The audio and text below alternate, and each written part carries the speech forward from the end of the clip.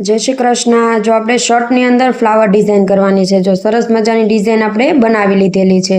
જો શર્ટ લઈ લીધું છે તો કેવું સરસ ડિઝાઇન લાગે છે આખા શર્ટમાં। આવી રીતના રિંગ કાઢી નાખવાની ડિઝાઇન બની જાય એટલે, અને કાપડ કટ કરી લેવાનું છે ફરતેથી। સરસ મજાનું સુંદર ફ્લાવર તૈયાર થઈ જશે। લાઈક કરી દેજો, શેર કરી દેજો અને ચેનલને સબસ્ક્રાઇબ કરવાનું ભૂલતા નહીં। જો આપણે વ્હાઇટ કાપડ લઈ લીધું છે અને શર્ટની નીચે રાખી દીધું છે, જ્યાં આપણે કાણું પડી ગયેલું છે ત્યાં જ તે, અને નીચે આપણે રિંગ મૂકી દેવાની છે આવી રીતે, અને ઉપરથી આપણે બીજો રિંગનો ભાગ ફિટ કરી દેવાનો છે। ઢીલું રાખવાનું એટલે જલ્દીથી ચડી જાય। અને ખેંચી લીધું કાપડ ફરતુંથી। હવે આપણે ડિઝાઇન દોરવાની છે, તો આપણે ગોળ રાઉન્ડ કરવાનું છે। પહેલાં મોટું રાઉન્ડ કરીશું અને વચ્ચે નાનું રાઉન્ડ કરીશું। પહેલાં આપણે 2 રાઉન્ડ કરી લેશું, જો આવી રીતના હવે નાનું કરી લેશું। બંને રાઉન્ડ થઈ ગયા તૈયાર, એકદમ સરસ। અને પાન બનાવી લેશું 3-3, એટલે એકદમ સરસ મજાની બુટ્ટી તૈયાર થઈ જશે। આવી નવી નવી ડિઝાઇનો, નવા નવા વિડીયો ચેનલમાં આવતા રહેશે। વધુમાં વધુ શેર કરજો, લાઈક કરી દેજો। સરસ અને યુનિક ડિઝાઇન તૈયાર થઈ જશે। આપણે ગુલાબી કલરનો દોરો પરોવી લીધો છે સોયમાં, અને આપણે ફરતા ટાંકા લઈ લેવાના છે, જે આપણે 10-12 ટાંકા લઈ લેવાના છે। બેકી સંખ્યામાં જ લેવાના છે, એકી સંખ્યામાં નથી લેવાના। તો આપણે બેકી સંખ્યામાં બધા ટાંકા લઈ લઈએ। તો આપણે આમાં 3 કલર વાપરવાના છે, ગુલાબી, ગ્રીન અને ઓફ વ્હાઇટ। 3 કલરના દોરા વાપરવાના છે। તો એકદમ યુનિક અને સરસ ડિઝાઇન તૈયાર થઈ જશે, એટલે આપણું શર્ટ પણ એકદમ સરસ લાગશે। તમને ખબર પણ નહીં પડે કે અહીંયા નાનું અમથું કાણું પડી ગયું હતું। તો જો આવી રીતના ફરતા ટાંકા લઈ લેવાના છે। ઘણી બધી આપણી ચેનલમાં ડિઝાઇન અલગ અલગ નવી નવી બુટ્ટીની સાડીમાં બનાવી શકો, ડ્રેસમાં, શર્ટમાં, બ્લાઉઝમાં, અલગ અલગ બહુ બધી ડિઝાઇનો છે। તમે આવું બધું વસ્તુ ઘરે બનાવી અને વેચી પણ શકો, ને બહારથી કામ પણ લાવી શકો। તમારે એડ આપી દેવાની કે અમે આવી વસ્તુ કરીએ છીએ, નાની નાની કોઈ પણ ટાંકા બ્લાઉઝમાં, સાડીમાં, ડ્રેસમાં। તો આવી રીતના ફરતા બધા ટાંકા લઈ લેવાના છે। જો કેવા સરસ આપણા બધા ટાંકા લેવાઈ જશે। પછી એમાં આપણે એક યુનિક ડિઝાઇનનું ફૂલ બનાવવાનું છે। જો એકદમ સરસ આપણે સ્પાઈડર વેબ બનાવી છે એ જ રીતે, પણ આમાં થોડું અલગ થશે। આપણો છેલ્લો ટાંકો છે, છેલ્લો ટાંકો લઈ લઈએ જો આવી રીતના। ને આપણે હાઈપનું બટન આવે છે, હાઈપ કરવાનું ભૂલતા નહીં બધા। હાઈપ કરી દેજો ચેનલને, તો વધુમાં વધુ આપણી ચેનલ યુટ્યુબ શેર કરશે, વધુમાં વધુ લોકો સુધી પહોંચે અને વધુમાં વધુ બહેનો આપણી સાથે જોડાય। જો આવી રીતના પહેલાં ટાંકા પાસે કાઢી નાખો દોરો, અને એક મૂકીને એકમાં લેતું જવાનું છે। એક દોરો મૂકી દેવાનો અને એક દોરાની ઉપરથી સોય કાઢતી જવાની છે આવી રીતે, ને જ્યાં આપણે સોય કાઢી હતી ત્યાં જ આપણે સોય પાછી નીચે નાખી દેવાની છે આવી રીતે। એક જ બાજુ સોય કાઢવાની છે બધી, જ્યાંથી તમે સોય લીધી હોય ત્યાંથી જ પાછી શરૂઆત કરવાનું છે। અને હવે જે આપણે મૂકી દીધા હતા ટાંકા, જેની નીચેથી સોય ઉપરથી સોય કાઢી હતી એની નીચેથી પાછી કાઢતી જવાની છે, પહેલાં દોરાની ઉપરથી, એટલે એકની ઉપરથી એકની નીચેથી એવી રીતના હાલતું જવાનું છે આમાં ફરતે, અને સરસ રાઉન્ડ થતો જશે। જો આમાં ફરતું હાલી જવાનું છે, અને જ્યાંથી આપણે સોય લીધી ત્યાં જ આપણે પૂરું કરવાનું।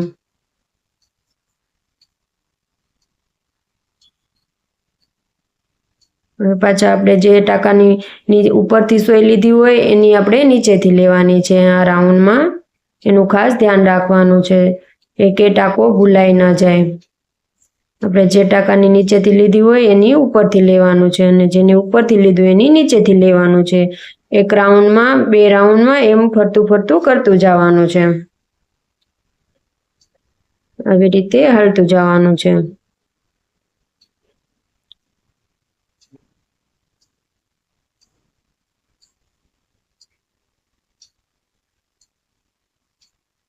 અહીંયા સોય નાખી દેવાની છે।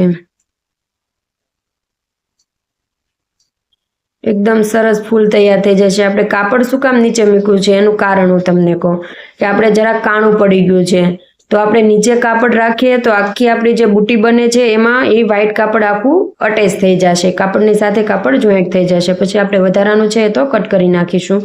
તો આપણી શર્ટ જે કાણું પડ્યું છે એનું મજબૂતાઈ વધી જાય, કારણ કે કાણુંમાં જો આપણે ફૂલ બનાવીએ તો એ રેસા નીકળતા જાય પછી, એટલે એનું આમ થોડું પાછું ફાટી જાય. એના કરતાં આપણે નીચે કાપડ લગાવી દઈએ એટલે આપણે કંઈ પણ બીક ના રહે. આપણે વર્ક કર્યું હોય એની મહેનત પણ આપણી ન જાય ફેલ, અને આપણું શર્ટ પણ એકદમ સરસ થઈ જાય.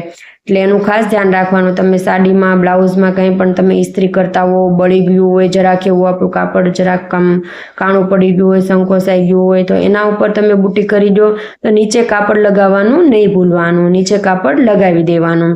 થોડું આમ તો આપણો નાનો એવો ટુકડો હોય, તમે સિલાઈ મશીનથી કરી શકો, ફરતી સિલાઈ કરી દેવાની અને પછી રીંગ ચડાવી દેવાની. તો આપણે કાપડ હોય એની ક્વોન્ટિટી સારી થઈ જાય, મતલબમાં એ ફાટે નહીં જલ્દીથી. નીચે આપણે બીજું કાપડ મળી જાય ને, એનું ખાસ ધ્યાન રાખવાનું. આવી નાની નાની સ્ટીપ હું આપતી જ રહીશ, અને બધાને વધુમાં વધુ શેર કરતા રહેજો, અને વિડીયોને વધુમાં વધુ શેર કરજો, અને ચેનલને સબસ્ક્રાઈબ કરવાનું નહીં ભૂલતા. જેને સબસ્ક્રાઈબ કરવાનું બાકી છે બધા ચેનલને સબસ્ક્રાઈબ કરી દેજો. જો આવી રીતના આપણે પૂરું કરવાનું છે ફૂલ. જેટલા આપણા ટાંકા છે એ બધા ટાંકા દેખાતા બંધ થઈ જાય ત્યાં સુધી. હવે આપણે પાન કરી લેવાના છે. જો આપણે ખજૂરી પાન બનાવવાનું છે તો આવી રીતના વચ્ચેથી ટાંકો લીધો છે, હવે પાછો પેલી બાજુ કાઢી લેશું. બંને બાજુ સોય નાખીને હાલતું જવાનું છે, તો આપણું બંને બાજુથી પાન સરસ થતું જશે. જો આવી રીતના વચ્ચે સોય નાખી અને આ બાજુ કાઢી, પાછી વચ્ચે નાખીશું અને પેલી બાજુ કાઢીશું. એવી રીતના આપણું એકદમ સરસ પાન તૈયાર થઈ જશે. એટલે આપણે બધા પાન આવી જ રીતના તૈયાર કરવાના છે.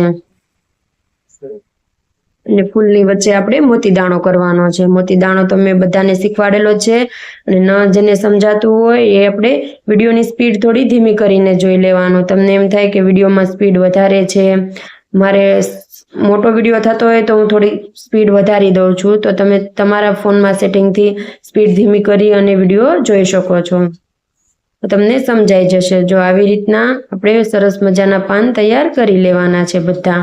કે ખજૂરી પાન કર્યા છે. ખજૂરી પાન ઘણી રીત છે ખજૂરી પાન બનાવવાની, અલગ અલગ મેં બધી રીતે પાન શીખવાડેલા છે, તમે જોઈ શકો છો. આગળ બધા વિડીયો છે તે ચેનલમાં. હવે આપણે ગાંઠું દાણો કરવાનો છે, અને ગાંઠું દાણો પણ કહેવાય અને મોતી દાણો પણ કહેવાય. જો આવી રીતના પેલા સોય કાઢવાની અને સોયમાં આટી લેવાની અને પાછી નીચે જવા દેવાની, એટલે આપણું સરસ મજાનો મોતી દાણો તૈયાર થઈ જાય. તો આવા નવા નવા વિડીયો ચેનલમાં આવતા રહેશે. વધુમાં વધુ લાઈક કરી દેજો, શેર કરી દેજો, અને ચેનલને સબસ્ક્રાઈબ કરી દેજો. બુટ્ટી એકદમ સરસ તૈયાર થઈ જશે. આપણો છેલ્લો દાણો છે આપણે કરી લઈએ.